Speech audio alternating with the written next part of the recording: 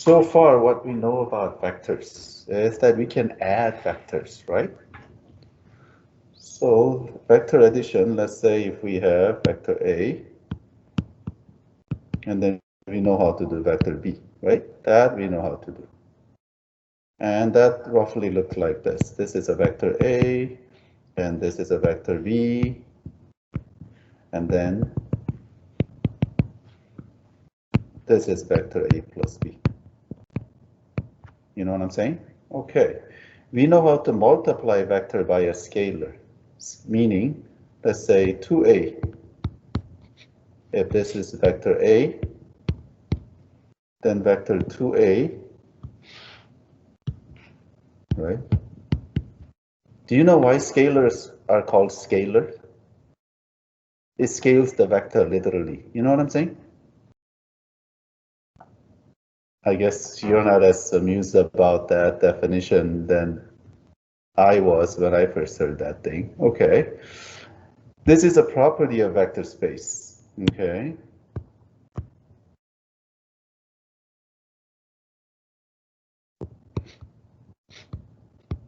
And vector space, mathematicians make these things very abstract, and they say vector space. And any element of vector space is basically a vector. And then they actually say,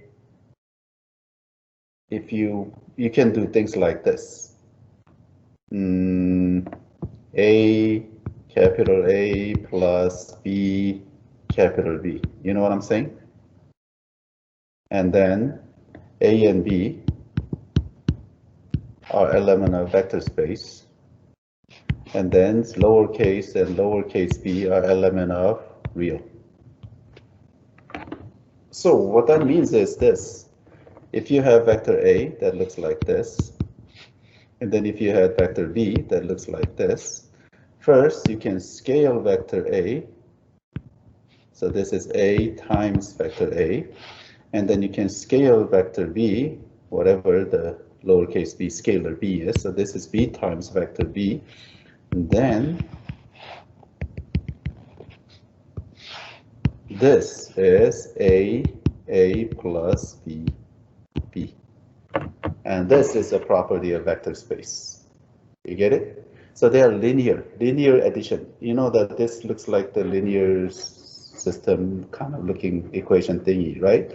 Where the vectors are variables and these are regular coefficients, right?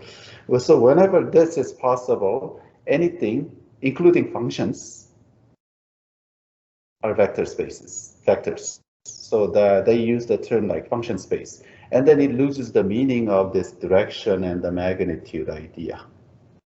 So it gets really, really weird. Okay, but for now, we're going to stay in reality. So vectors are still forces and velocities and things like that. So that's great. Add and multiply the scalar and add those. So it's great so far. But how do you multiply two vectors is a question that we have right now. Okay, and turns out there are two different types of vector multiplication. But so what does it look like? Because vector is something like a force, displacement, velocity. How do you multiply these things? That's like force. If you add forces, that like you force somebody, and right, that makes sense. And if you double the force, you know what I'm saying? So scalar multiplication, you scale the magnitude of this force. So that makes sense. But how do you multiply two vectors? It's a new concept. And it's not always well defined in all vector spaces. It's a matter of definition. And the most common one is called the dot product. Okay, so dot product. I think we talked about it last year, but we'll do it again. So let me create, suppose there is a plane. Let's say there's a flat ground. And then suppose there is an object right there, okay, with a mass m. And we are going to exert force on this, but instead of exerting the force parallel to this, so it's going to slide. Say somebody wanted to exert the force at an angle like that. Okay, the blue color force. So this is a force. But for whatever the reason, this thingy is only allowed to move horizontally, right? So this is the displacement. Delta, we'll call it delta R now because this is 3D, XYZ component, delta R. So one exerting this amount of force and we are going to move this object that much. You get it? Now, all of the forces here, this is a typical example of dragging your luggage in the airport. You know what I'm saying? You're kind of pulling it up and dragging it because squatting down is uncomfortable, might be more efficient force-wise, right? So not all of this force is doing the work. So far, so good. Now, your physics teacher so far have taught you that work is equal to force times distance. Have you heard that before? Okay, what he meant is, for so far you may not know, but it's force times displacement. But it's not all of the forces. So let's cut these things into x component and the y component. So we can always split the vector into two different components, eh? So let's say this is the x component of the vector. Right here, I'm gonna make it red. And then this is the y component of the vector, right there, okay? So this is f sub x and this is f sub y. So what we have is, really the work is x component of the force times the displacement now, isn't it? And this, all of this is being wasted. You do know that if you don't have a displacement, your force is 0. Right, I'm gonna try to force all of you across the screen so you will move backward like that was a lot of force, but none of you moved. So what's my work? 0. You get it? For that reason, your effort means nothing to me. You have to produce something on the test. Right. I mean, if you tried really hard and gave me 12-page report, and then you're wrong from the beginning, everything is wrong, that means nothing, you still get 0, right? Oh, by the way, work could be negative now, the way we think about it, right? If I try to push you, but then you go the other way, then that's negative. Okay. And then we can calculate this f of x. If I call that angle theta, is it f cosine theta then? And this will be f sine theta, which we don't need at the moment. So what we have is really, this is f. Now magnitude, if I drop the vector symbol here, that becomes a magnitude, times displacement, magnitude, times cosine theta. How about that? Okay, and this is how physicists define dot product. This is a vector multiplication in a way, so magnitude, magnitude, and cosine of the angle between two vectors. And mathematicians use this symbol, right?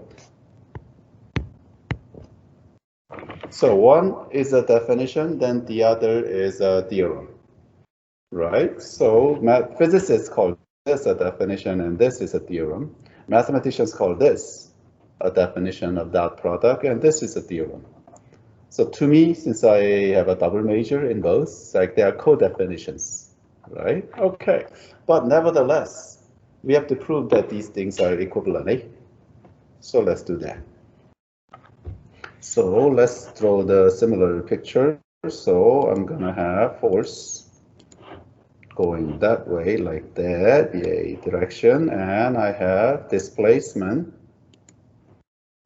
going in, say, that direction, about like that. Okay, suppose we have that displacement of that color. Okay, I'm gonna move that to the corner a little bit. Okay, now what we need is third vector going that way. Okay, now the setup is ready. So we have, this is force, and this is displacement.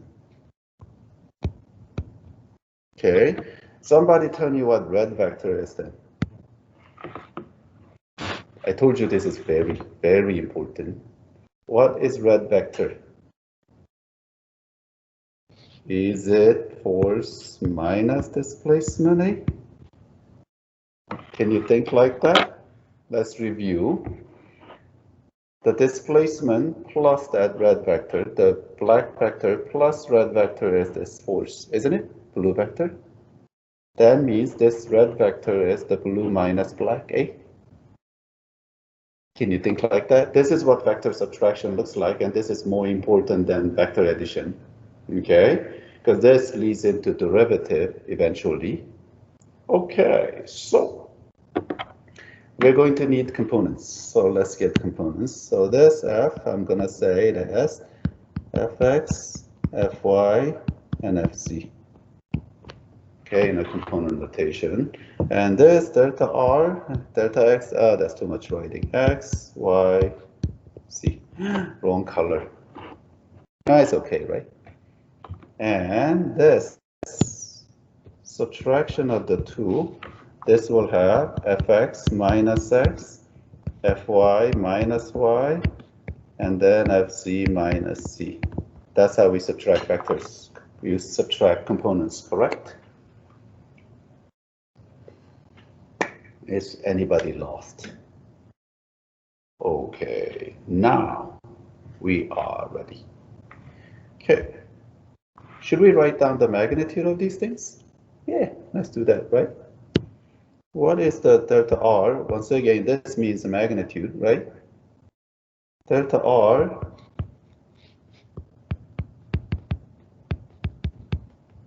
distance formulae. Is that how you find the magnitude of the vector? And those of you who love formula, oh, actually no, because supposedly you don't know that product yet. Well, actually you do, but okay.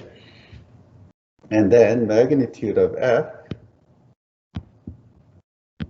I'm almost going off of physicist definition.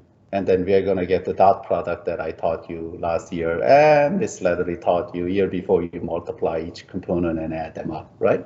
I'm going to derive that here. And that, of course, is Fx squared, Fy squared, and Fz squared, correct? And then we can write a similar thing about this, but I'm too lazy. It's going to be square root of this thing is squared, this thing is squared, that thing is squared. You get it?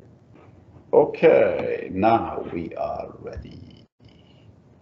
So I'm gonna start. So if I call that angle theta, do you remember law of cosine? Do you remember forgetting law of cosine? You want me to derive it for you? Nah, the one that I have done it in my dream. Remember that story? Yeah, law of cosine says, now this vector magnitude, I have to put the magnitude symbol, otherwise it becomes something else, is equal to this square plus this square minus 2 this cosine theta. Do you remember forgetting this law of cosine? So today is a minimum day, so I probably don't have time to derive this for you, but if you want to see this on Tuesday, let me know. Okay. Plug in. So on the left hand side, I have fx x minus x squared plus fy minus y squared plus fz minus z squared is on the left hand side, eh? And the right hand side, I have fx squared plus fy squared plus fz squared, which is f squared, right? Magnitude squared, plus running out of space. This is one node. I have infinite amount of space. Why am I even worried about this? X squared plus y squared plus z squared minus, I'm going to leave these guys alone. With me? Unfortunately, I'm going to have to multiply the left-hand side, okay? Yeah, let's do it. We'll do it systematically. fx squared minus 2fxx plus x squared. Too much algebra? Plus fy squared minus 2fyy plus y squared plus fz squared minus 2fcz plus c squared on the left hand side, eh? And then right hand side, ooh, I know what to do. I'm gonna do copy and paste. Ah, this is great.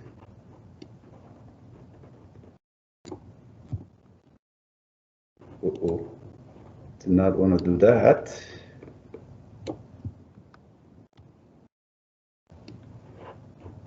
Gonna put that here, and lastly,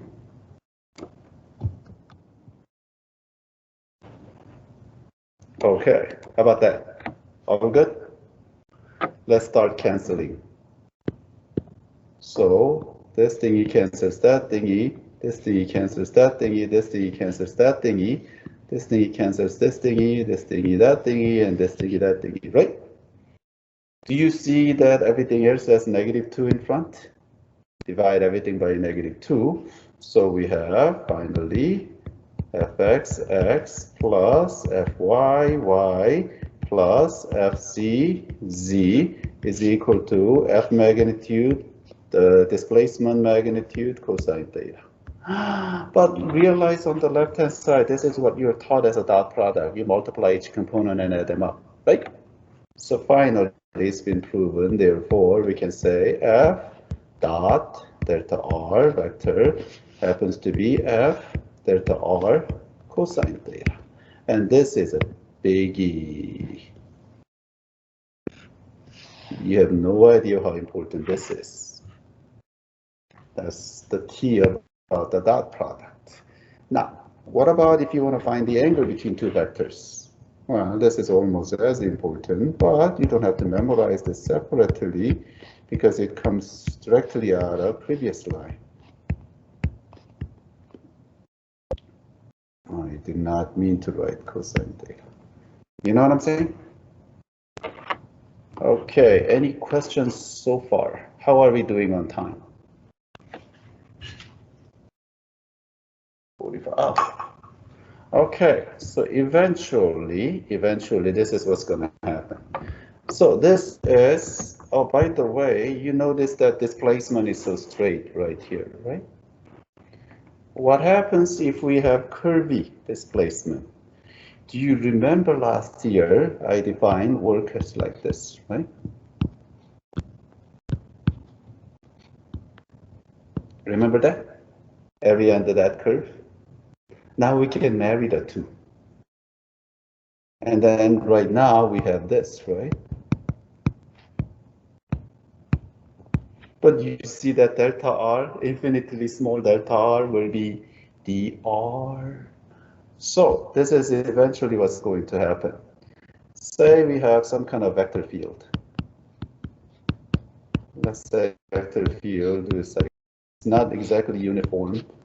It does some weird things like this, such as a gravity, but gravity is very parallel. But if you look at the electric charge, electric field created by two positive and negative charges, they are curvy, right?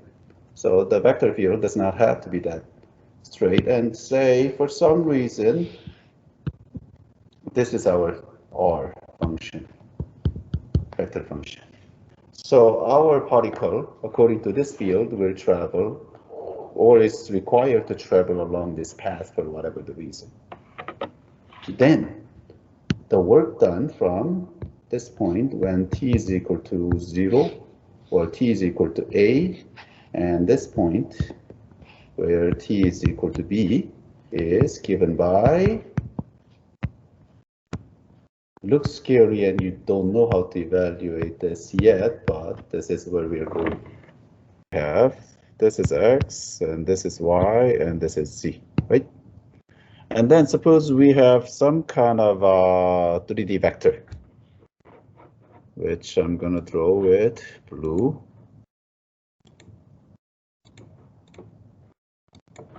say it is right there like that. Okay, I'm gonna make it about right there. Okay, so this is vector R. Now that vector R is going to make an angle with x, y, and z axis, right? So that angle, this angle right here, the one with x-axis, I'm going to call it alpha. That angle with the y-axis right here, I'm going to call beta. And then one with the z-axis, I'm going to call it gamma. How's that? So we all understand what alpha, beta, gamma are, right? And our task is to calculate how much those angles are for each vector. Okay? Well, one way we do that is you remember that if you have vector A dot with vector B, that turns out to be A magnitude, B magnitude, and cosine of theta in between. So, say here's the I vector. So what happens if you dot R with I vector?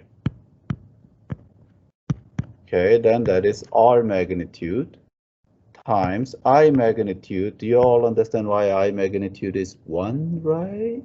1 unit vector 1. Okay, and then we'll have cosine alpha now, isn't it? Good. So cosine alpha now then is equal to I dot R dot I over magnitude of R. That's also known as the x component of R over R. You know what I'm saying? Say yes. So likewise, cosine beta will be then y component of R over R. And then cosine gamma will be the z component. How about that? You get it? Good. Alrighty. Okay. So that was a little bit about directional cosine. Now, we'll calculate the component of a vector for real. Okay, so suppose we have a vector like so. Okay, I'm going to name this vector R. Okay, now suppose we want to project this onto a screen. Okay, and that screen, I'm going to throw it here. Say that thing goes like this. I'm going to put that in black ink. Okay. I'm going to call this A vector. So what we want to calculate is, we want to calculate that much. You know what I'm saying? That I'm going to make it blue.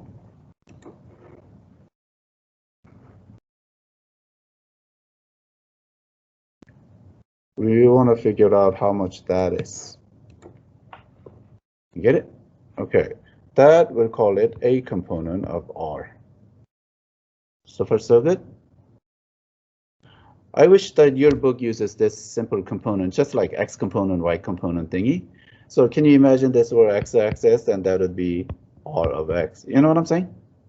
But unfortunately, they don't do that. They use this ridiculous symbol, which is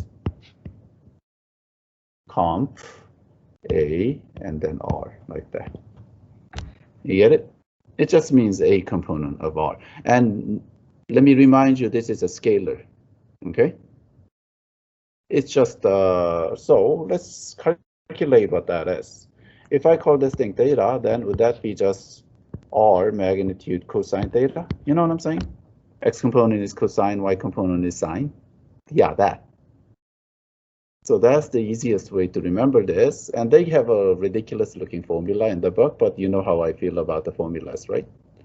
And that, of course, is, if I write it like this, AR cosine theta over A meaning magnitude of factor A, still the same thing?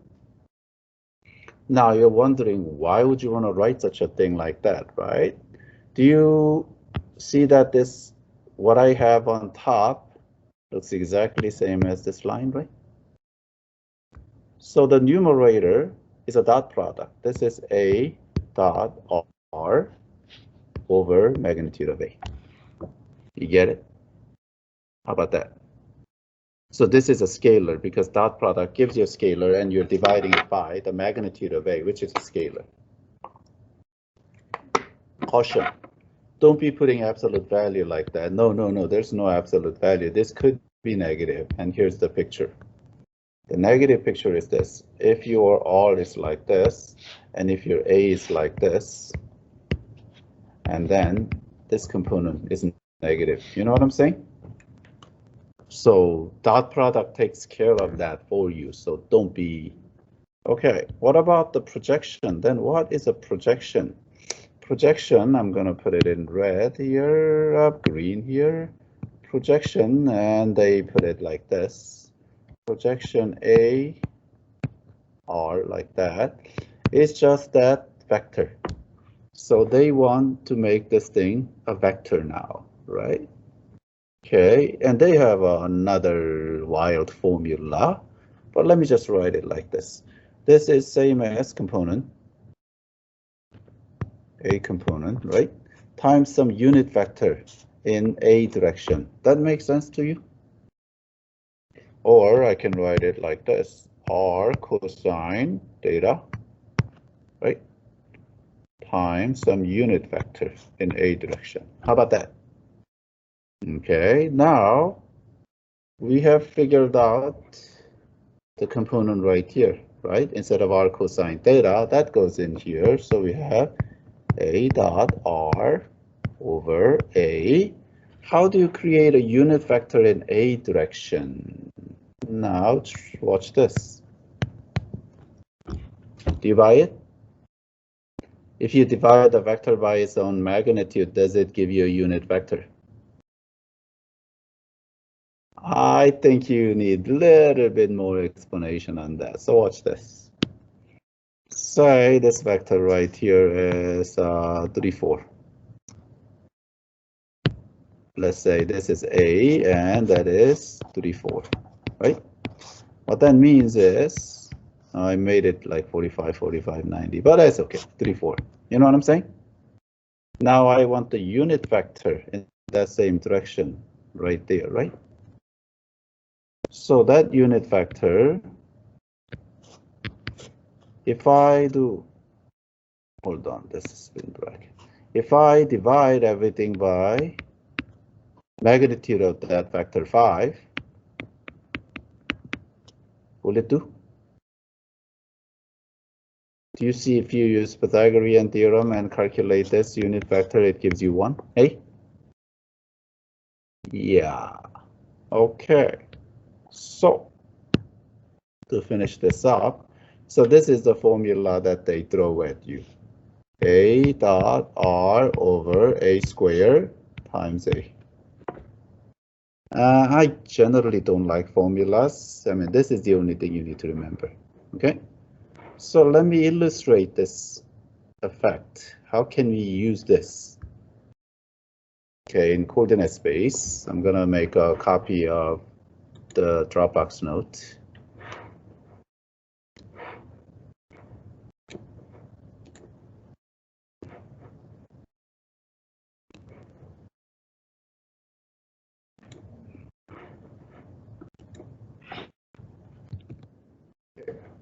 Suppose we have this situation going on right there. Okay, so we have vector B like that, and then this is a vector A right there, which is 6, 3. Vector B is given as 6, vector A is 6, negative 3, and we want to project it right there and figure out this vector. Okay, this vector, I'm calling it projection of B onto A. How about that? Good. Okay, now the reason I use this specific example is that we can figure out the answer using geometry before we start. Okay, do you see that this much is square root 5? with Pythagorean theorem. So this whole thing then is 2 square root 5a. Do you see that? Say yes. Okay then. Now, so let's figure out the projection. Let's figure out the component.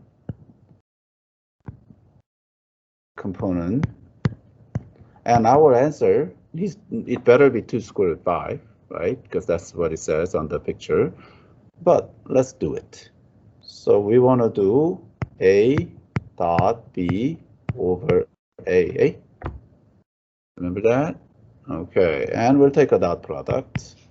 So if you take a dot product, we have 6 times 6, 36, minus 6. So we have 38.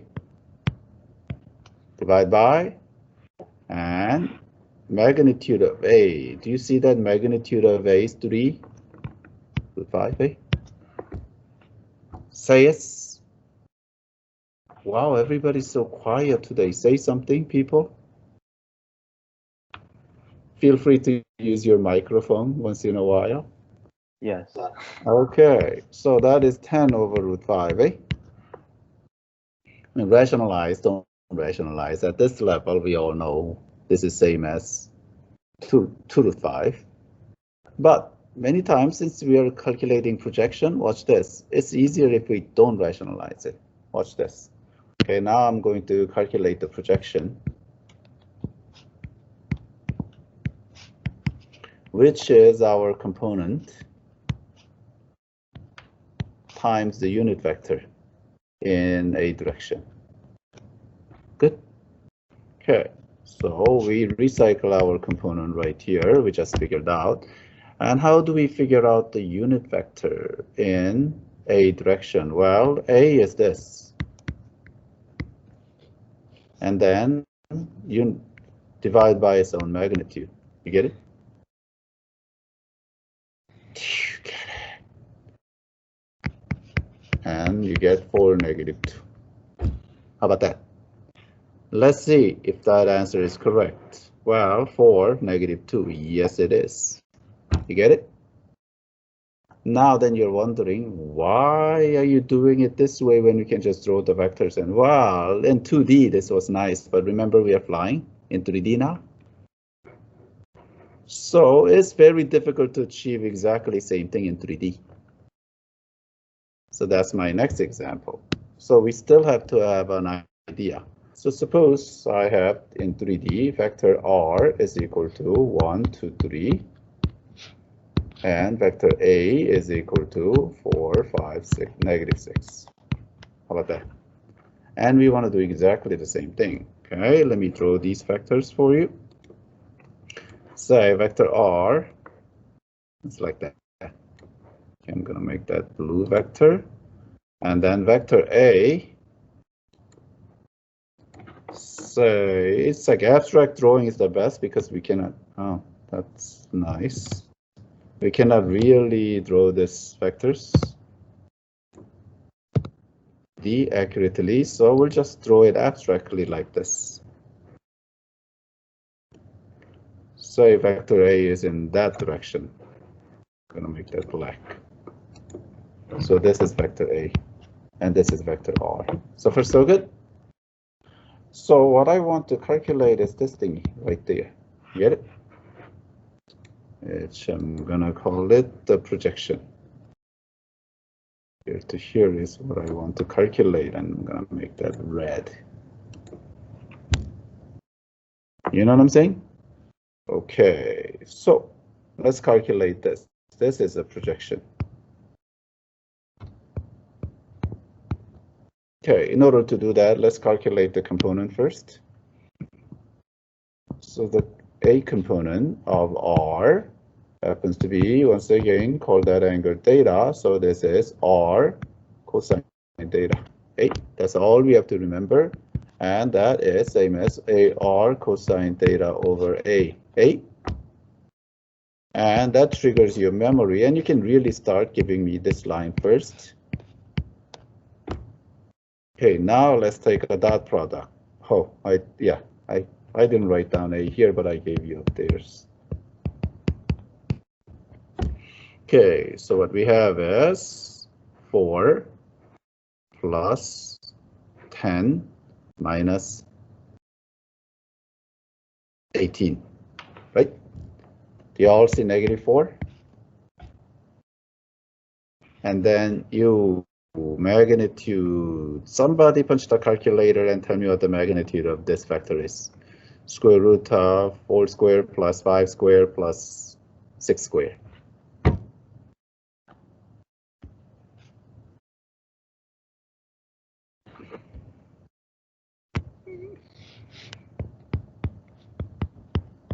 Kids are useless, you know that?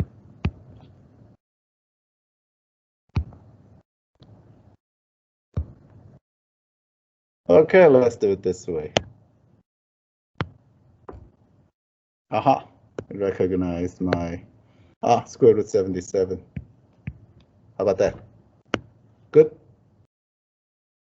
Thank God for one note, huh? Especially when you have lazy, useless students sitting and like, somebody else do it. I don't want to punch the calculator. You know, when I was your age, we had to do this by hand. Okay, now shall we calculate that projection then? So the projection, a projection of R happens to be now that is same as our component that we just computed times the unit vector. Okay, so we had -4 over square root 77 times, and our unit vector, of course, is in a direction, so we have 4, 5, -6, divided by its magnitude, which we just computed like that. So it pays not to really rationalize. You get it?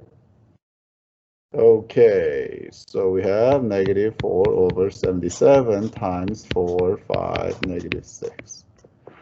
And I'm pretty sure you can simplify, well, distribute and do whatever you have to do at this point, eh? Okay, so we have a vector. Let's throw the vector. So let's say we have a vector. It's like that, right? And we are going to project that over to A. So let's throw a vector. Say A looks like this. Gonna make a black, okay? So what we have is, this is A vector, and this is B vector, right? And we have to figure out what the projection is, right? So projection-wise, that's projection, isn't it? Which is a vector. So I'm gonna draw that projection vector.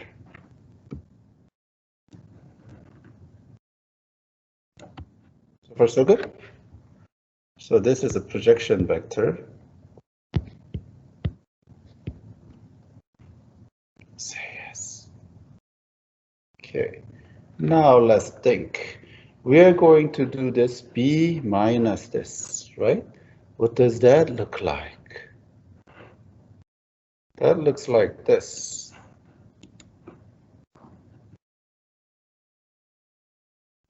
Not that.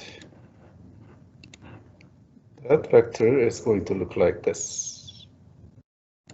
Correct? Say yes. But remember, this plus this is equal to this. So this is equal to that thing minus this thing. That's what vector projection looks like. I mean, vector subtraction looks like. However, let's put it right here. Vector can be slided around like that. It's still the same vector. You with me? And this is what they call orthogonal vector.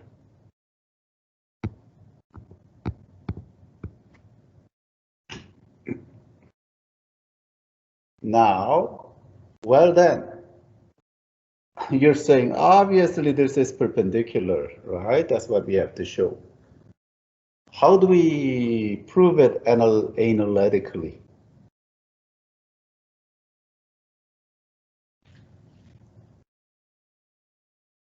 So do you see, first of all, this orthogonal vector is equal to your vector B, vector subtraction, minus the projection vector? like that. Okay. Now, then how do you show this thing is particular to vector A? How do you show dot product? So I'm going to take A vector and dot it with this orthogonal vector, orthogonal projection vector. Okay, let's see what that is. A and dot it with B minus projection vector. So yes, dot product is the multiplication we can distribute A. So what we have is A dot B minus A dot projection of A. B. So far with me? Okay, let's talk magnitude. What is A dot B is in magnitude? Call that angle theta. Is this AB cosine theta? Say yes. Okay. Now, minus, okay, these two are lined up. Angle between these two is 0, right?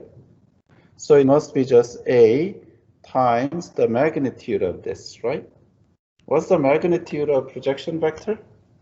That's what we call the component vector now, wasn't it? And how did I derive component vector?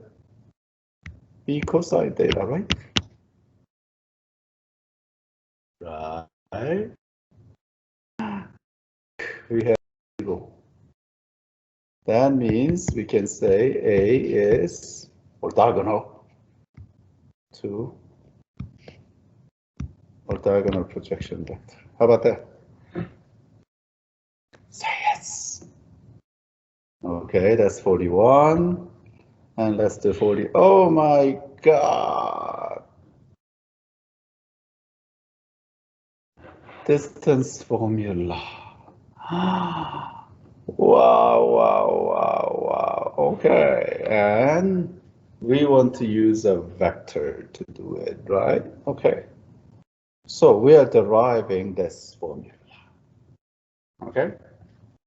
I don't have to show you how to use the formula. Okay. Let's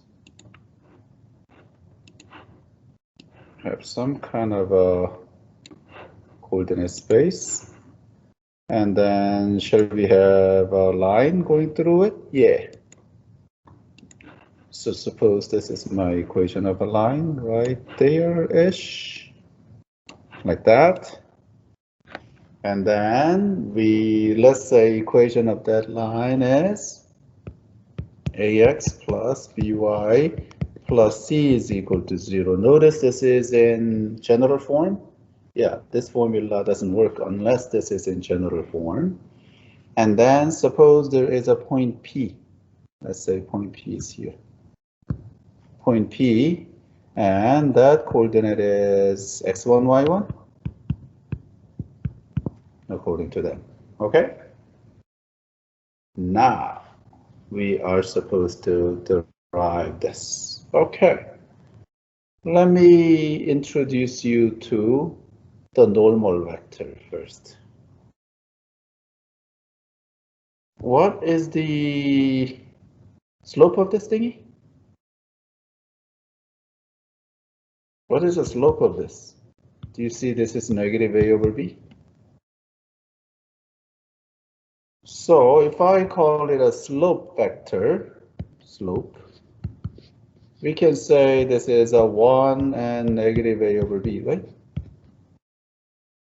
But that's not as good, right? That's kind of hideous, right? Okay, so let's not use that. How about this? If we just call it negative b, comma a. Does it do the job? Do you see that's exactly aligned with this line? Okay, I think I changed my mind. This is better. B negative a. See, as x moves b, y goes down by a. Do you believe it? Okay, then orthogonal normal vector. Normal vector is perpendicular to this, right? Do you believe this is A comma B?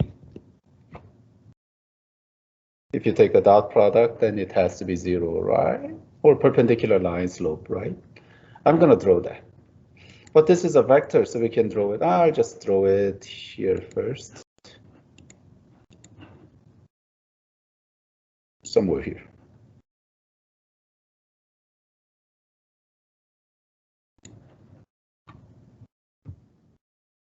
I mean, it could be anywhere, so that's our normal vector. Good? It's perpendicular. That's all that matters. You with me? But since it's a vector, I can actually slide it around and conveniently place it right there. Eh? Say yes. So this is my normal vector, which is A comma B.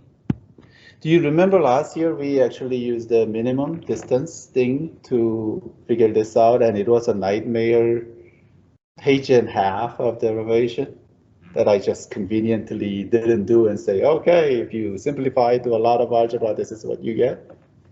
Yeah, behold the power of vectors, okay? Now, so the setup is ready, and this is perpendicular right there. I just need another point. What should we use as a point?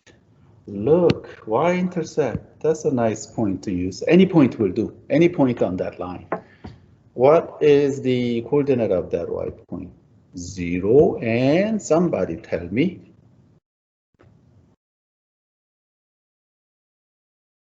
When x is equal to 0, your y is?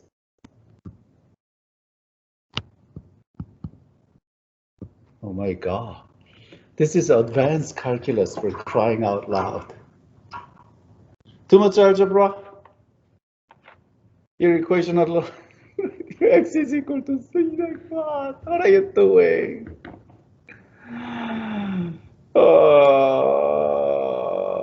Okay. Thank God there's no AP exam at the end of this class. Now I need a vector. Okay. Somebody give me a name for that vector.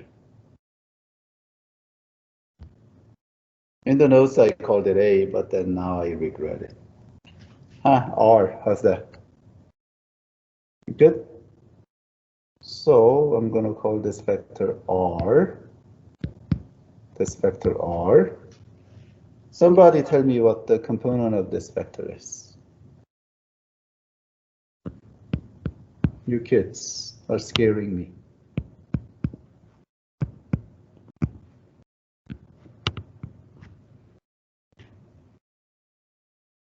Is that okay?